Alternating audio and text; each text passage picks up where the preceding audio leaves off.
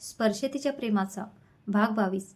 मोहिनी, आज कळालं की एक स्त्रीच्या आयुष्यात एक मुलगी म्हणून, एक पत्नी म्हणून आणि एक आई म्हणून जगताना त्या स्त्रीला कितीतरी आव्हानांना तोंड द्यावं लागते.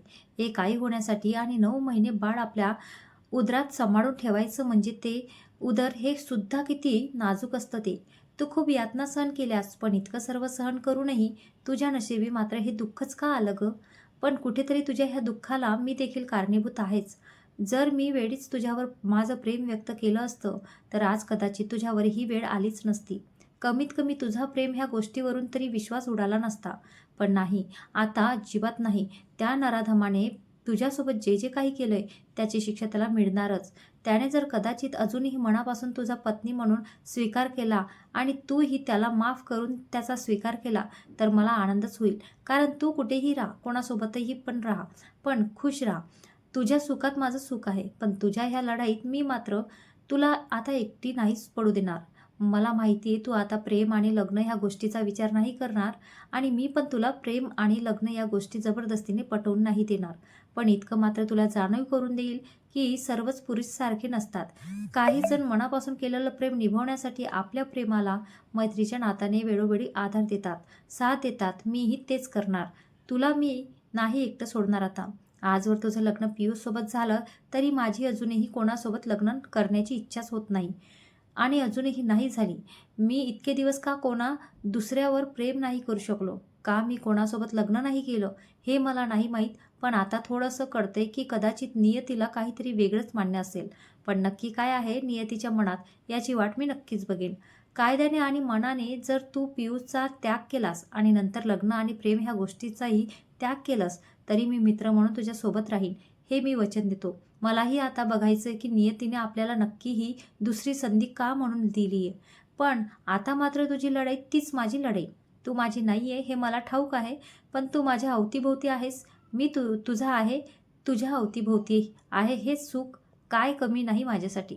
डोळे मिटून चेअरवर बसलेल्या निरागस मोहिनीच्या चेहऱ्याकडे एकटक लावून बघणाऱ्या प्रसादने मनात तिच्यासाठी किती काय काय ठरवलं. आज तो तिच्यासाठी इतकं का करतोय हे त्याला माहीत होतं, कारण तो तिच्यावर आजही तितकंच प्रेम करत होता. तिचं मन प्रेम लग्न या गोष्टीवर उदास झालेलं असलं तरी तो मात्र आता हार मानणार नव्हता. खूप संध्याकाळ होत आली होती, पण मोहिनीला असं शांत झोपलेलं बघून त्याला तिला उठवावं नाही वाटलं. त्याने थोडा वेळ तिला तसंच चेअरवर डोकं टेकवून बसू दिलं. तोही तिच्या खाली बसल्या बसल्या हळूहळू पेंगू लागला. चुकून त्याचं डोकं तिच्या गुडघ्यावर टेकवलेलं गेलं. मोहिनीला पायावर भार वाटलं म्हणून तिने हळूच डोळे उघडून बघितलं. प्रसादला असं निरागस आणि शांतपणे स्वतःच्या इतक्या जवळ बसलेला बघून तिला थोडं शहारल्यासारखं झालं. पण तिने लगेच स्वतःला सावरलं. ती त्याच्या चेहऱ्याकडे बघून लागली. हळूहळू त्याच्या केसातून ती हात फिरू लागली. प्रसाद, माझा प्रसाद. हो, माझाच प्रसाद. केतकीने जरी मला सांगितलं होतं की तो सुनीताच्या सतत सोबत राहतो, सतत तिला इकडे तिकडे फिरायला घेऊन जातो, तो मुंबईत एकटाच राहतो, तरीही माझं मन मला सांगते की माझ्या प्रसादमध्ये आणि सुनीतामध्ये फक्त मैत्रीचं नातं आहे, निखळ मैत्रीचं नातं. कारण जितका प्रसाद हा मनाने साफ आहे, तितकीच मला सुनीता ही मनाने निरागस वाटते. आणि जरी त्या दोघांमध्ये प्रेमाचं नातं असलं तरी काय वाईट आहे. सुनीतासारखी मुलगी प्रसादला हुबेहूब शोभते. अगदी प्रत्येक ठिकाणी दोघंही परफेक्ट आहेत. दोघंही शिकलेले, जॉब करणारे, फ्री माइंडेड असणारे. दोघांची जोडी छान वाटेल आणि मी माझ्या प्रसादच्या सुखातच सुख मानेल. माझं मन प्रसाद समोर कितीही हार मानत असलं तरी मी ते त्याला कळू देणार नाही. कारण ज्या शरीरावर आधीच कोणीतरी पती म्हणून हक्क गाजवलाय, ज्या उदरात आधीच कोणाच्या तरी बीजरूपी बियाचं एक रोपटं खुलणार होतं, त्या शरीराचा प्रसाद सारख्या निर्मळ आणि शुद्ध माणसाला स्पर्शही नको. तो जितका पवित्र आहे त्याला तितकीच पवित्र साथीदार मिळो, बस हीच माझी इच्छा आहे. प्रसाद, माझ्या अशा वागण्याचं तुला कदाचित वेळोवेळी वाईटही वाटेल, पण प्लीज मला समजून घे. कारण मला नाही आवडणार तू माझ्यात अडकलेला. माझ्या आयुष्यात आधीच इतकं सर्व घडून गेलंय, त्यात परत मलाच माहीत नाही मी आता कधी भविष्यात आई होईल की नाही. म्हणून तू जसा अविवाहित आहेस तशीच तुझ्यासाठी बायको म्हणून येणारी मुलगी देखील अविवाहितच असायला हवी. शेवटी काही ठिकाणी आपल्या भावनांना आवर घालावाच लागतो. तुला जरी मी हवीहवीशी वाटत असेल तरी तुझ्या आईवडिलांच्या इच्छाही तितक्याच महत्त्वाच्या आहेत. म्हणून मला तुझ्यापासून होईल तितकं लांब राहावं लागेल. पण प्लीज मला समजून घे. आणि हो, प्रेमाचं नाही माहीत, पण एक मैत्रीण म्हणून मी पावलोपावली आता तुझ्यासोबत राहणार हे मी तुला वचन देते. मोहिनी प्रसादच्या डोक्यावरून हात फिरवत फिरवत मनातच बडबडत होती. त्याचा चेहरा न्याहाळत होती. हळूच त्याच्या गालावरच्या खडीवर ओठ टेकवावे असं तिला अचानक वाटून गेलं. शहारली ती, पण तिने स्वतःला आवरलं. शेवटी मेंदू आणि मन यांची कधी सांगता झालीये का? मनाचे मधून हेलकावे तिला त्याच्या जवळ नेऊ पाहत होते. मेंदू दूर दूर जायचं म्हणत असताना मन मात्र हट्टाला पेटून जायचं आणि तिला वारंवार प्रसादसमोर हतबल करून ठेवायचं. आणि बिचारी मोहिनी खूप कसतरीने मनाला आवर घालून गप्प बसायची. कडूनही दोघांना कळत्याचे पांघरून घेत होते. प्रसाद, ए प्रसाद, उठ अरे, बघ खूप वेळ झालाय. मला निघायला हवं रे आता. एवढा मी ऑफिसमधून निघाले तरी घरी पोहोचून पण जाते. आज लेट झालं, चल लवकर. मला आता पटकन निघायला हवं. नाहीतर. मोहिनी तिच्या विचारातून बाहेर आली आणि प्रसादला उठवत असताना मध्येच मोहिनीच्या फोनची रिंग वाजू लागली. हॅलो, हां बोल रेणू. हॅलो, हां ताई, उशीर होणार आहे का आज? अगं नाही, पोचतेच थोड्या वेळात. आज जरा ट्रॉफिकमुळे लेट झालं बस. पण मी येईन लवकर, काळजी नको करू. ओके ओके चालेल, या आरामात, जास्त धावपळ नका करू. बस संध्याकाळ झाली, तुमची आठवण आली म्हणून मी फोन केला, बाकी काही नाही. ठीक आहे, येते मी. मोहिनीने रेणूसोबत बोलून फोन ठेवून दिला आणि तिने पटकन चेअरवरून उठून तोंडावर पाणी मारलं. थोडंसं फ्रेश होऊन ती आता घरी जायला निघाली. कारण सकाळी प्रसादकडे येताना तिने ऑफिसला जाते म्हणून घरात सांगितलं होतं. तसं ती प्रसादला सहज भेटायला जाते म्हणून पण सांगू शकली असती. पण तिला ते नको वाटलं. कारण सतीशला असं नको वाटायला की प्रसादने मोहिनीला एकटीला भेटायला का बोलावलं आहे. कारण आधीच मोहिनीच्या आयुष्यात आधीच इतके प्रॉब्लेम चालू असताना तिने इतक्या लांबचा प्रवास एकटीने करायला नको. आणि रेणूने आणि सतीशने प्रसाद आणि मोहिनीमध्ये काही वेगळंच नातं आहे का असं समजायला नको. म्हणून तिला इतक्यात काही सांगणं योग्य नाही वाटलं. म्हणून ती घरी काही न सांगताच प्रसादकडे आली होती. नाही म्हटलं तरी आपण मध्यमवर्गीय लोक आपल्याला काय वाटतंय यापेक्षा आपल्याला कोण काय म्हणेल या गोष्टींचाच खूप विचार करत असतो.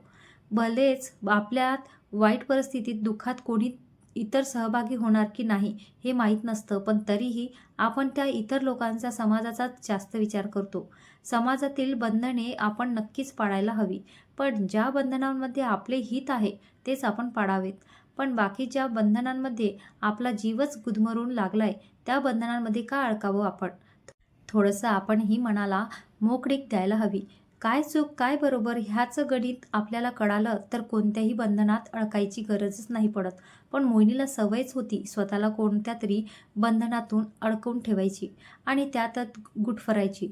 पण यातून त्रास हा तिलाच होत होता हे आता तिला कळत होतं.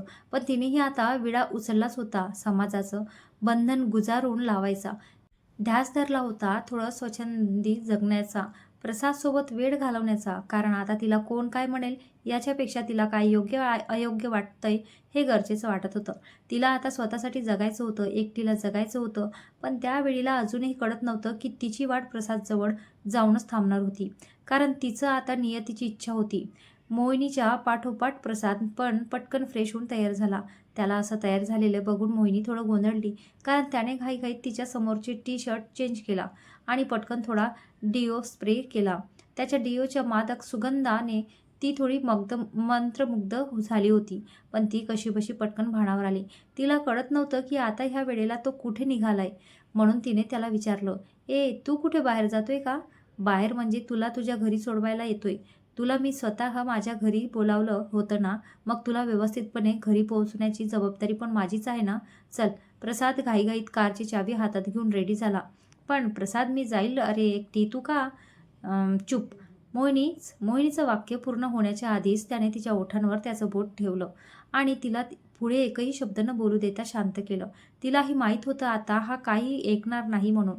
तिनेही त्याला नाही अडवलं आणि रूमच्या बाहेर तिची पर्स घेऊन ती येऊन उभी राहिली. प्रसादने दरवाजाला लॉक केलं आणि लिफ्टजवळ जाऊन लिफ्ट बोलावली. प्रसादला असं सोडून जाताना मोहिनीला भरून आलं. आजचा दिवस कसा गेला कळलंच नाही. वेळ सुरू नये असं वाटत असताना देखील संध्याकाळ ही झालीच होती आणि आता यानंतर परत कधी अशी एकांतात भेट होईल माहीत नव्हतं. तिच्या अशा निर्विकार चेहऱ्याकडे प्रसाद बघत होता. एवढा लिफ्ट 2 वेळा खाली जाऊन वर आली होती. मोहिनी, काय झालं, काय विचार करते? प्रसादने तिला विचारलंच. काही नाही, चल जाऊया. आणि मोहिनी लिफ्टमध्ये जाऊन उभी राहिली. प्रसादला इतकं दुःख सहजपणे सांगितलं तर आज खरंच मन खूप मोकळं झाल्यासारखं वाटतंय. मन अगदी हलकं हलकं होऊन गेलंय. ती अजूनही मनातच आजचा दिवस आठवत होती. मोहिनी, आलो आपण खाली. चल, लिफ्टची कोणीतरी वाट बघत आहे. प्रसादला तिची अशी स्थिती बघून थोडं विचित्र वाटत होतं. त्याला वाटलं उगाच आपण मोहिनीचा भूतकाळ काढत बसलो. आता तिला त्या आठवणी परत काही दिवस त्रास देणार बहुतेक. प्रसाद, माझी एक वस्तू राहिली रे तुझ्या फ्लॅटमध्ये. चाल वरती जाऊन घेऊन येऊ इतक्यात. मोहिनी काहीतरी आठवून त्याला वरती चालायला सांगत होती. बरं सांग काय राहिलं, मी येतो घेऊन, इतक्यात तू थांब इथेच. प्रसादला वाटलं मी इतक्यात घेऊन येईल. नाही, तुला नाही सापडणार, चल ना मी पण येते. मोहिनी त्याला हट्टाने वरती घेऊन आली. प्रसादने फ्लॅटचा दरवाजा उघडला तोच मोहिनीने पटकन दरवाजा जोरात बंद केला आणि दरवाजातच त्याला घट्ट मिठी मारली. खूप आवेग होता त्या मिठीत. कितीतरी दिवसांची अपूर्ण अशी इच्छा होती त्या मिठीत. कसलीही वासना नसून पवित्रतेचं प्रेम होतं त्या मिठीत. नीरव शांतता होती त्या मिठीत. कारण चुकून नाही तर जाणून बुजून घेतलेलं होतं तिने त्याला आपल्या मिठीत. I love you, I love you so much Prasad. मनातील शब्द मात्र मनातच घोळतले. ओठांवर त्यांना येण्याआधी तिने खूप कसतरीने अडवले. श्वास जोरात होता तिचा, त्यालाही त्याच्या मानेवर कानावर जाणवत होता. त्यानेही तिला घट्ट पकडून ठेवलं होतं. तिच्या डोक्यावरून मायेनं त्याचा हात फिरत होता. त्याच्या भावनांना आवर घालणं कठीण होत होतं त्याला.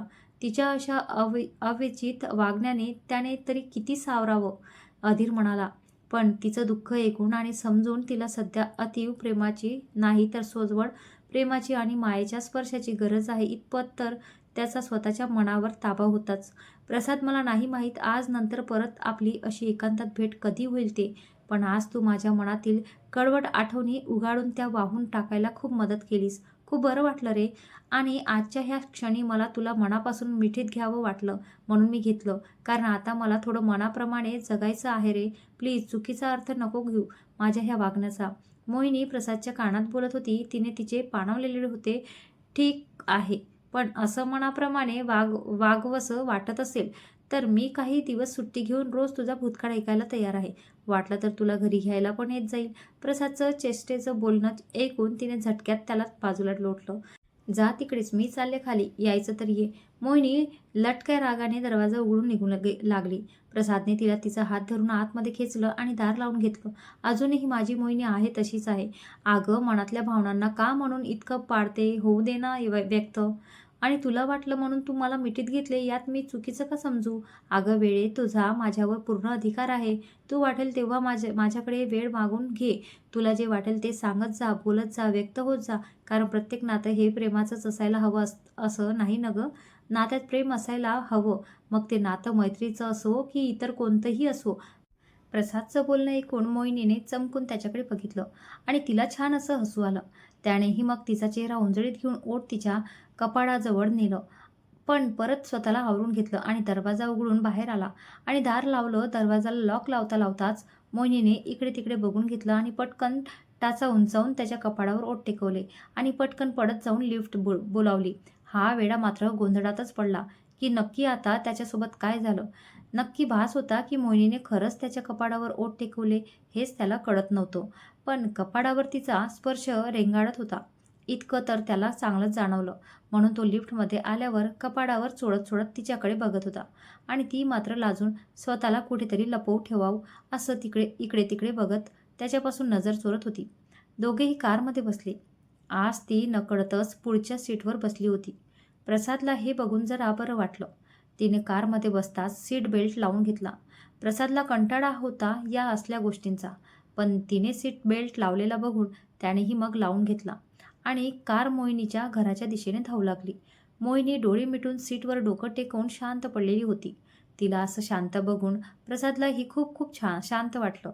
आज तिच्या चेहऱ्यावर भय नव्हतं, चिंता नव्हती, ना कसली घाई होती. होतं ते फक्त निरंगते सौंदर्य. त्याने तिला असं शांत पडलेलं बघून हळू आवाजात कारमधला FM लावायचं ठरवलं. कारण त्याला सवयच होती कारमध्ये बसल्याबरोबर गाणे ऐकण्याची. ही खूप आवडती गोष्ट होती त्याची. FM लावला आणि FMवर गाणेच लागले. गाणं ऐकताना मोहिनी अजूनच हरखून गेली. तिने हळूच तिच्या हाताची घडी बांधली आणि थोडीशी मान हलवून एक नजर मोहिनीकडे टाकली. त्यानेही तिला बघितलं. दोघांची नजर एक झाली. पण यावेळी मोहिनीच्या नजरेत त्याला थोडं वेगळं वाटलं. तिच्या नजरेत नव्याने प्रेम खुलत होतं. ती मात्र वेळोवेळी लपवण्याचा वेडा प्रयत्न करत होती.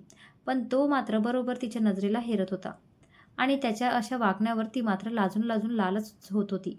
आणि मी नाही प्रेमात पडणार. मला नाही आता कोणाशीच लग्न करायचं. मी आता एकटीच राहणार. ह्या खोट्या भावना जबरदस्तीने वारंवार चेहऱ्यावर दाखवत होती. पण प्रत्येक वेळी तिचा हा प्रयत्न निष्फळ जात राहायचा आणि त्याला गालात ठसायला कारण मिळायचं आणि ती त्याच्यावर चिडून पुन्हा लाल गुलाबाची कडी होऊन जायची आणि दोघांचा हा खेळ नजरेनेच चालू राहायचा. आणि नंतर मात्र दोघंही नव्याने अशा क्षणांची आतुरतेने वाट बघायचे. मोहिनीच्या घरी दोघेही येऊन पोचले. त्याने त्याचा सेल बेल्ट काढला. मोहिनी पण तिचा सेल बेल्ट काढत होती. प्रसादने हळूच तिच्या गालावर एक हात ठेवून तिला काळजीने स्वतःची काळजी घ्यायला सांगितली. नाही म्हटलं तरी तिच्यापासून असं थोडं दूर होताना आता त्याला जड जात होतं. दिवसभरचं वेळ खूप छान गेला होता. तिलाही गाडीतून उतरताना पाऊल जड होत होती. पण उतरावं पण लागणारच होतं ना.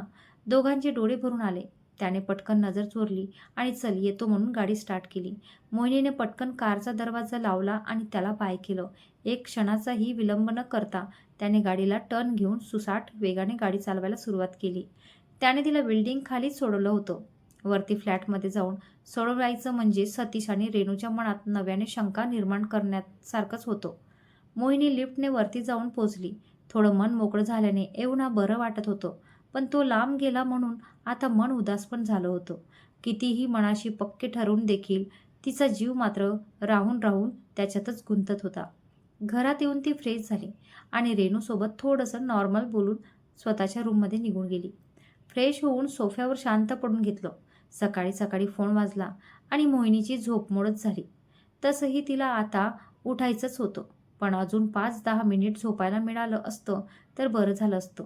ह्या विचारातच तिने फोन हातात घेतला. एक मोठी लांबलचक जांभई देत फोन कानाला लावला. हॅलो मोहिनी, मी बोलतोय. हां बाबा बोला ना, कसे आहात तुम्ही? अगं मी बरा आहे. मध्यंतरी तुझा एकही फोन नाही आला म्हणून मीच तुला फोन केला आता. झोप झाली का तुझी की नंतर करू फोन? मोहिनीच्या बाबांनी आज सकाळी सकाळीच तिला फोन केला होता. नाही नाही बाबा बोला ना तुम्ही, मी उठली आहे झोपेतून. तसंही आज ऑफिसची तयारी करायची आता. आता फ्रेश होऊन आवरेल. तुम्ही बोला काय म्हणताय ते. अगं तू मागे बोलत होतीस की तुला इकडे म्हणजे माहेरी येऊन 6 महिने झाल्यावर आपण पियुषला त्याच्या घरच्यांना कोर्टद्वारे नोटीस पाठवू असं. बाळा तुला आता इकडे माहेरी येऊन 8 महिने होत येतील. तर तू नक्की काय करायचं ठरवलं आहेस? मोहिनीचे वडील तिला थोडं काळजीतच विचारत होते. बाबा तसंही मी आता निर्णय घेतलाच आहे. जर पियुषला मी एक पत्नी म्हणून नकोय तर फक्त त्याच्या घरात त्याच्या आई-वडिलांची केअरटेकर आणि कामवाली आणि बाई म्हणून हवीच आहे. तर माझी अस्तित्वच काय राहील गं मग? मी त्याच्या आई-वडिलांची अजूनही काळजी घ्यायला आणि घरातील एकूण जबाबदारी घ्यायला तयार आहे. पण त्याने आता मला एक पत्नीचा दर्जा द्यायला हवा. त्याला हे मान्य असेल तरच मी आता त्या घरात जाईन. नाहीतर मी माझी एकटी अशीच राहिलेली ठीक आहे. कमीत कमी मी माझं अस्तित्व तरी जपून ठेवू शकते. स्वतंत्र तरी राहू शकते. मोकळा श्वास तरी घेऊ शकते. मोहिनीला पण आता तिचा एक पत्नी म्हणून काय हक्क असतो ते कळालं होतं. ठीक आहे बेटा, तू अजून एकदा व्यवस्थित विचार कर. आरामात. आपल्याला काही घाई नाही. तू तुझा पूर्ण वेळ घे. आणि हो, सतत डोक्यात कोर्ट आणि वकील ह्या त्या गोष्टी नको घेत फिरू. तुझ्या ऑफिसच्या कामाच्या आड ह्या गोष्टींना स्थान नको देऊ. आणि मनावर कुठलाही दडपण न घेता आरामात ठरव आणि काळजी घेत जा. मोहिनीच्या वडिलांनी तिला प्रेमाने समजावून फोन ठेवून दिला. मोहिनीने पण इकडे तिच्या वडिलांना टेन्शन नका घेऊ म्हणून समजावून सांगितलं आणि फोन ठेवून दिला. ताई चला, रेडी झालाय ना? आवरा लवकर, नाहीतर ऐनवेळी तुमची धावपळ होते. रेणूचा बाहेरून आवाज आला तशी मोहिनी हातातला मोबाईल बाजूला ठेवून बेडवरून खाली उतरली आणि तिच्या ऑफिसचं आवरायला निघून गेली. रात्री मोहिनीच्या आठवणीत व्यवस्थित झोप न झाल्याने प्रसादचा आता पहाटे पहाटे डोळा लागला होता. पण वेळ होत होती, त्यात ऑफिसला पण जायचं होतं. कसं तरी जबरदस्तीने उठायचा प्रयत्न तो करत होता. तितक्यात मोबाईलवर मेसेज टोन वाजली. त्याने पटकन मोबाईल घेतला आणि मेसेज कोणाचा आहे म्हणून बघितलं. गुड मॉर्निंग प्रसाद. सुनीताने त्याला मेसेज केला होता. Bad morning. सकाळी सकाळी मेसेज करून माझी झोपमोड केलीस आणि म्हणे गुड मॉर्निंग. प्रसादने तिला रिप्लाय केला. त्यावर तिचा काहीच मेसेज नाही आला. कदाचित रागावली असेल म्हणून प्रसादने दुर्लक्ष केलं. बेडवरून उठून प्रसाद वॉशरूममध्ये जाण्याआधी त्याचा मोबाईल बेडच्या बाजूलाच ठेवलेल्या लॅम्प टेबलवर ठेवता ठेवता त्याचं लक्ष अचानक त्या टेबलवर ठेवलेल्या एक कागदाच्या घडीवर गेलं. त्याने ती कागदी घडी उकलून बघितली. कालचं ती त्याला संध्याकाळी मोहिनीला तिच्या घरी सोडून आल्यानंतर दरवाजात पडलेली दिसली होती, म्हणून त्याने ती तशीच न बघता उचलून टेबलवर ठेवली होती. त्या चिठ्ठीमध्ये काही टॅबलेटचे नाव आणि गुजरातमधील हॉस्पिटलचं ॲड्रेस वगैरे होता आणि ती एक हॉस्पिटलची प्रेस्क्रिप्शन होती हे त्याच्या लक्षात आले. त्यावर मोहिनीचं नाव लिहिलेलं होतं. त्यावरील टॅबलेटचे नाव त्याला ओळखीचे वाटत होते. कदाचित तापाच्या टॅबलेट्स होत्या त्या. त्याच्या हे पण लक्षात आले की मोहिनी तिकडे असताना आजारी पडली होती. कदाचित तेव्हाचीच असेल ती प्रिस्क्रिप्शन. त्याने ती घडी घालून तशीच त्याच्या टेबलाच्या ड्रॉवरमध्ये ठेवली आणि नंतर मोहिनीला आठवणीने देऊया म्हणून विचार करून तो थोडा वेळ बेडवरच लोळून राहिला. त्याला कालचा दिवस आठवत होता. खूप काही सोसलंय मोहिनीने तिच्या आयुष्यात म्हणून त्याला दुःख वाटत होतं. पण आता होईल तितकं तिला सुखी ठेवायचं, आनंदी ठेवायचं असं त्याला वाटत होतं. नाही म्हणता म्हणता तिची आता चांगलीच ओढ त्याला लागत होती. हवीहवीशी वाटत होती आता ती. त्याने विचाराचं जवळ असलेली एक अशी छातीशी घट्टपणे कवटाळून घेतली आणि तिच्यावर त्याचे ओठ टेकून तो थोडा लाजला. नंतर पटकन उठून फ्रेश व्हायला निघून गेला. ऑफिसला आल्यावर त्याने मोहिनीला एक मेसेज टाकला. कालच्या त्या दुःखात आठवणी आठवल्यानंतर आज ती ठीक आहे तर ना, म्हणून त्याने तिला काळजीने मेसेज केला. प्रसादचा मेसेज बघून मोहिनीने त्याला ठीक आहे म्हणून रिप्लाय दिला. ऑफिसमध्ये येतानाच मोबाईलमध्ये माझी बिझी आणि केतकीला गुड मॉर्निंग न म्हणताच मोहिनी कामाला लागली. डेस्कवर कॅम्प्युटर चालू करून ती मेल चेक करत होती. पण ती अशी आल्या आल्या कामाला लागली म्हणून केतकीला थोडं अजब वाटलं की लगेच मोहिनी जवळ येऊन बसली आणि मोहिनी इतकं कोणतं महत्त्वाचं काम करते ते बघू लागली. मोहिनीने केतकीला बघताच तिला गुड मॉर्निंग केलं. पण केतकीला मोहिनी थोडी टेन्शनमध्ये वाटली. तिने मोहिनीला विचारलं, पण की नक्की असं काय झाले की आज मोहिनी इतकी उदास आहे? मोहिनीने केतकीला सर्व सांगितलं की येत्या काही दिवसात कोर्टद्वारे पियुषला डिवोर्स नोटीस पाठवायची आहे. पण डिवोर्स नोटीस, कोर्ट ह्या गोष्टी पियुष आणि माझ्या नात्यात इतक्याच आणणे हे योग्य आहे की नाही ह्याच गोष्टीचं खूप टेन्शन आलंय, असं मोहिनीने केतकीला सांगितलं. सोबतच काल प्रसादसोबतचा घालवलेला पूर्ण दिवस कसा गेला ते पण मोहिनीने केतकीला सांगितलं. प्रसादचं नाव घेताच मोहिनीला एकदम बरं वाटलं होतं. तिच्या चेहऱ्यावरचं टेन्शन कमी दिसू लागलं होतं. तिने त्याला काल मधून कसं जवळ घेतलं होतं हे आठवून तिला लाजायलाच येत होतं. हे सर्व मात्र केतकीने अगदी निरखून हेरलंच आणि मोहिनीचा हात हातात घेऊन ती मोहिनीला समजावून लागली.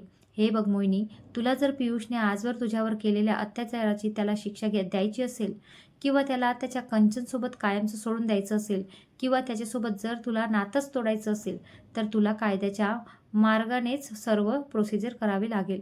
आणि राहिला प्रश्न त्यानंतरचा, जर तुला त्यानंतर कोणाच्याही प्रेमात पडायचं नाहीये किंवा कोणाशीही लग्न करायचं नाहीये तर ठीक आहे ना, ती तुझी इच्छा. पण तुझ्या विचाराने म्हणजेच तू एक विवाहित आहे. तुझ्यासोबत लग्नानंतरचे पियुषचे शारीरिक संबंध होते आणि प्रसाद मात्र असा अविवाहित आहे. म्हणून त्याला एक अविवाहितच मुलगी मिळावी म्हणून तुला त्याच्याशी लग्न नाही करायचं असं वाटत असेल तर तू खूप चुकीची आहेस. कारण तुलाच काय वाटतं हे महत्त्वाचं नाहीये, त्यालाही काय वाटत आहे हे तितकंच महत्त्वाचं आहे. म्हणून थोडा वेळ दे तुमच्या नात्याला बहरण्यासाठी. आणि तसाही तुला कळलेलंच आहे की सुनीता ही त्याची फक्त चांगली मैत्रिणीच आहे. बाकी त्या पलीकडे त्यांच्यात कोणतीच नातं नाहीये. मग तू प्रसादला असं दुर्लक्ष नको करू. तुला हवा तितका वेळ घे, पण वेळ निघून जाईल इतका वेळ मात्र नको घेऊ. पण केतकी, मोहिनी मध्येच थोडं टेन्शन घेऊन काहीतरी बोलणार तोच पण परत केतकी बोलायला लागली. अगं मोहिनी, प्रसादला जर तुझं लग्न डिवोर्स या गोष्टींचा काहीच प्रॉब्लेम नसेल तर तू का त्याला शिक्षा देते? का त्याच्या मनाची तळमळ करते? हां, वाटलं तर तू तुझ्या डिवोर्स होईपर्यंत वाट बघ की प्रसाद नक्कीच तुझ्यावर अजूनही खरं प्रेम करतो का, मगच नंतर निर्णय घे. पण प्लीज त्याच्यापासून सारखं सारखं लांब नको पडू. थोडं तुझ्या आणि त्याच्या मनासारखं जग. नाहीतर तो पियुष बघ, तू ज्याच्या जवळ असतानाही तो बिनधास्त कांचनकडे राहायचा आणि तू इथे असूनही किती बंधन लाटून घेतले स्वतःवर. मी असं नाही म्हणत की तुझ्या डिवोर्स आधीच तुझ्या मर्यादा विसरून अगदी बिनधास्त जग, अजिबात नाही. पण कमीत कमी जरा मधून प्रसादसोबत वेळ घालव. तेव्हाच तुला कळेल की नक्की प्रसाद आहे तरी कसा. केतकीने इतकं सर्व सांगितल्यावर मोहिनीला थोडं बरं वाटलं आणि तिने जवळच डेस्कवर असलेलं पाण्याची बॉटल घेऊन त्यातलं पाणी पिऊन घेतलं. केतकी तिच्या डेस्कवर जाऊन बसली. मोहिनीला थोडं हलकं वाटलं. तिने तिचा मोबाईल घेऊन प्रसादला मेसेज करायचं ठरवलं. दुपारची वेळ होती. हाय प्रसाद, जेवलास का? मोहिनीने व्हॉट्सअपला मेसेज टाकला, पण खूप वेळ होऊनही प्रसादचा काहीच रिप्लाय नाही आला. तिला थोडं वाईट वाटलंच, पण तिने नंतर विषय सोडून दिला आणि केतकीसोबत जेवायला निघून गेली. जेवत असताना तिला थोडा वेळ झाला तेव्हा प्रसादचा कॉलच आला डायरेक्ट. त्याला खरं तर तिची ती प्रिस्क्रिप्शन राहिली आहे ते सांगायचं होतं, पण मात्र मोहिनी त्याच्याशी जेवण झाल्यानंतर फोन करते म्हणून सांगितल्यावर त्याने तिला आरामात जेवण कर, मग बोलूया म्हणून सांगितलं आणि फोन ठेवून दिला. कारण समोर केतकी एकटीच बसलेली होती. तिला असं एकटीला जेवण करायला बसवणं मोहिनीला चांगलं नाही वाटलं. जेवणानंतर महत्त्वाचे काम लागल्याने मोहिनीला प्रसादला फोन करायला काही जमलंच नाही. प्रसादला पण नंतर मध्येच 1-2 महत्त्वाचे काम होते आणि मुंबईमध्येच ऑफिसच्या कामानिमित्त बाहेर जायचं पण होतं, म्हणून दोघांचं बोलणं तसंच राहिलं. 2-3 दिवस असेच निघून गेले, पण मोहिनी आणि प्रसादचं जास्त काही बोलणंच झालं नाही. दोघंही एकमेकांच्या कामात बिझी झाले होते. मोहिनी तिची बॅग पॅकिंग करत करत होती. ती कोर्टच्या कामानिमित्त 3-4 दिवस तिच्या आईबाबांकडे गावी जाणार होती. पहाटे लवकरच ट्रेनने निघायचं होतं. जास्त काही काम नव्हतं म्हणून तिने सतीशने वारंवार बजावून पण त्याला सोबत घेतलं नाही. तिने एकटीनेच जायचं ठरवलं. कारण ती पण आता कुठेतरी स्वतःला नव्याने एकटी जगायला शिकत होती. प्रत्येक वेळी सतत कोणाचा ना कोणाचा आधार नको होता तिला आता. म्हणून होईल तितकी तिची स्वतःची काम आता तीच करत होती. स्टेशनवरून तिला सतीशने व्यवस्थित रिझर्वेशन केल्याप्रमाणे बसवून दिलं होतं. सकाळी लवकर झोपेतून उठल्यामुळे तिचा अचानक डोळा लागला आणि तिने थोडा आराम केला. सकाळी लवकर निघाल्यामुळे ती संध्याकाळपर्यंत गावी पोहोचून गेली होती. गावी स्टेशनला तिचे वडील तिला न्यायला आले होते. गेल्या 8 महिन्यात मोहिनीच्या राहणीमानात, वागण्यात, बोलण्यात जो बदल झाला होता तो बघून तिच्या वडिलांना खूप बरं वाटलं होतं. त्याने कधी विचारही केला नव्हता की मोहिनी कधी जॉब करेल, कुठल्या ऑफिसला एकटी जाईल, ट्रेनने कधी एकटी प्रवास करेल. ह्या सर्व गोष्टी त्यांच्यासाठी खूप म्हणजे खूप मोठ्या होत्या. कारण तिने सहन केलेलं दुःखच इतकं होतं की त्यातून तिने स्वतःला वेळीच कसं सावरलं हे फक्त त्यांनाच माहिती होतं. बस आता मोहिनीने कोर्टची कामं, वकिलांचे प्रश्न, पियुष आणि त्याच्या आईवडिलांनी केलेले आरोप ह्या सर्व गोष्टींना अगदी धीट मनाने समोर जावे बस इतकीच त्यांची इच्छा होती. त्यांना आता मोहिनीला हरवलेली नाही तर लढणारी आणि जिंकणारी मोहिनी बघायची होती. रात्री मोहिनीच्या आईने तिच्या आवडतीचं जेवण बनवलं होतं. मस्त मसाला खिचडी आणि सोबत सोलकढी. रात्रीचं जेवण तिच्या आई बाबांसोबत करताना तिने मुंबईच्या खूप गोष्टी त्यांना सांगितल्या.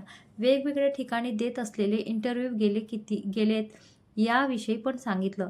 प्रसादचं असं अचानक एकदा मंदिरात भेटणं हे देखील तिने त्यांच्यापासून लपवलं नाही.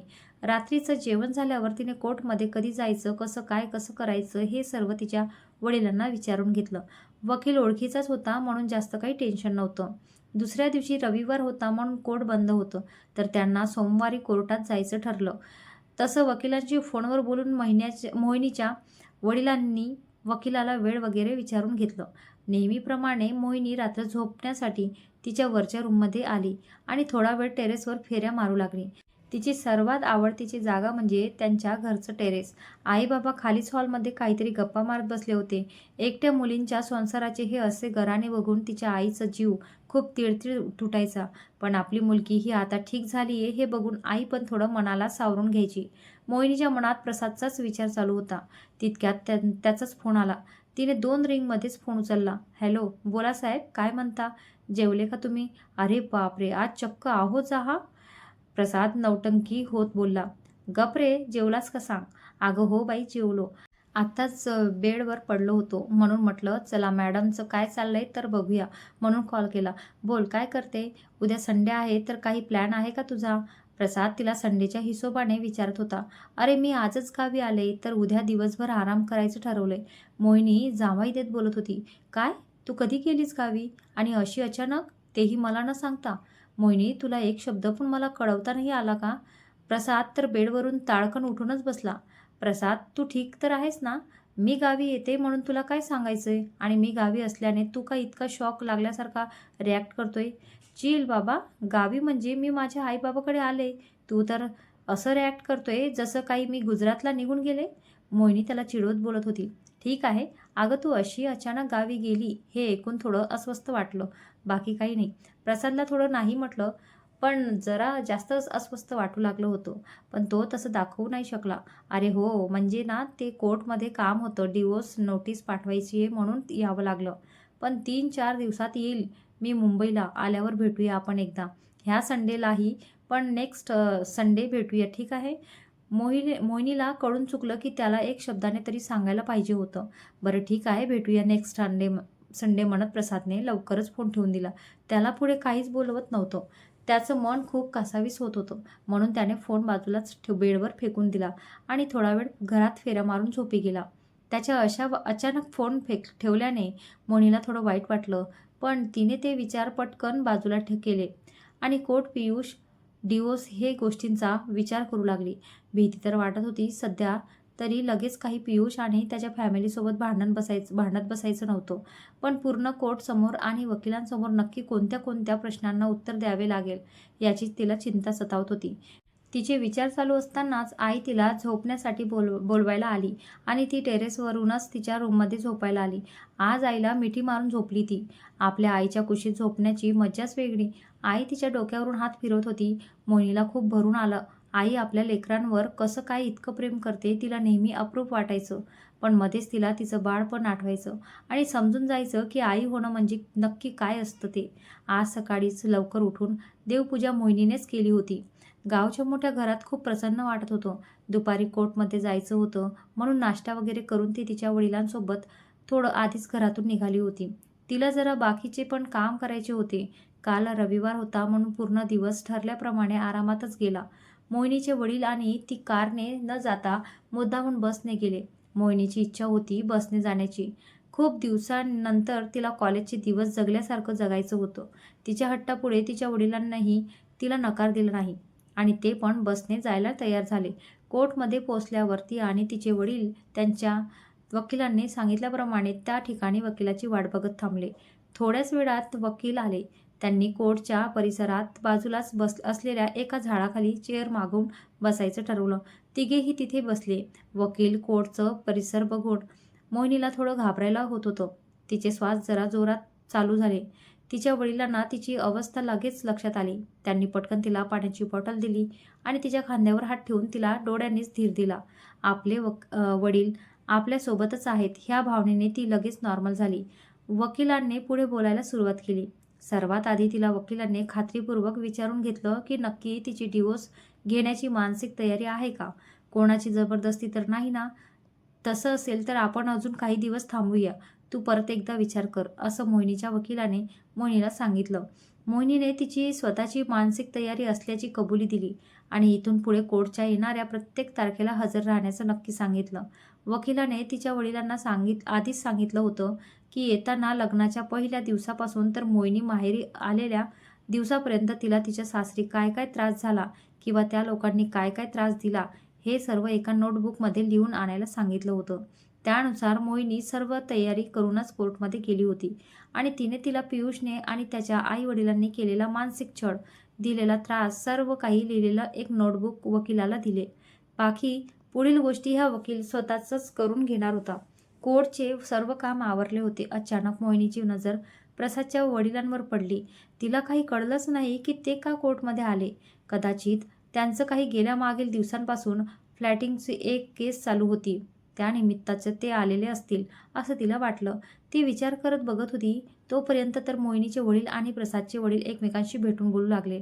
मोहिनी एक बाजूला शांत उभी राहिली. ती तिच्या वडिलांची वाट बघत होती. थोड्या वेळातच तिचे वडील आले आणि त्यांनी तिला एकटीलाच घरी जायला सांगितलं. कारण प्रसादच्या वडिलांनी मोहिनीच्या वडिलांना थांबवून घेतलं होतं. त्यांना त्यांच्या वकिलाला भेटायचं बाकी होतं. सोबत बोलू लागायला एक से भले दो म्हणून त्यांनी मोहिनीच्या वडिलांना थांबवूनच घेतलं. मोहिनीला एकटीला घरी पाठवायला तिच्या वडिलांची इच्छा नव्हती, पण त्यांना प्रसादच्या वडिलांचं मन पण मोडता नाही आलं. पण मोहिनीने मी एकटी व्यवस्थित घरी जाईल म्हणून तिच्या वडिलांचा निरोप घेतला आणि ती ऑटोने बस स्टँडवर निघून गेली. हे सर्व कारभार प्रसाद कोर्टच्या आवारात उभं राहून चोरून चोरून बघत होता. ती निघून गेल्यावर हळूच प्रसाद मोहिनीच्या वडिलांना भेटायला आला. त्याने मोहिनीच्या वडिलांची भेट घेतली, पण बाकी ते आणि मोहिनी कोर्टमध्ये का आलेत ह्याबद्दल त्याने एक शब्दही तिच्या वडिलांना विचारला नाही. त्याला काही माहीतच नाही असेच तिच्या वडिलांना दाखवलं. पण त्याला जेव्हा कळालं की मोहिनीला एकटीलाच बसने घरी जायला सांगितलं आहे, तर मग मात्र त्यांचं मन काही तिथे थांबेना. त्याच्या मनात आता भवऱ्याची गुणगुण होऊ लागली. कितीतरी वर्षांनी कॉलेजच्या दिवसानंतर आजची बसने मोहिनीसोबत जाण्याची संधी त्याला सोडायची नव्हती. नव्याने आज पुन्हा ते क्षण त्याला जगायचे होते. पण कोणत्या कारणाने आता कोर्टमधून काढता पाय घ्यावा तो पटापट विचार करू लागला. कारण गावी जाणारी बस आता थोड्या वेळातच निघणार होती आणि त्याआधी त्याला बस स्टँडला पोहोचायचे होते. त्याचं विचारचक्र जोरात चालू होता. प्रसाद, फास्ट फास्ट प्रसाद. पप्पा, मला माझ्या मित्राकडे अर्जंट जायचं आहे. तुम्ही आता आपल्या वकिलाला भेटून घ्या. मी थोड्या वेळात आलो तर ठीक, नाही तर तुम्ही मोहिनीच्या वडिलांना आपल्या बाईकवर येताना सोबत घेऊन या. मी येईल बरोबर घरी.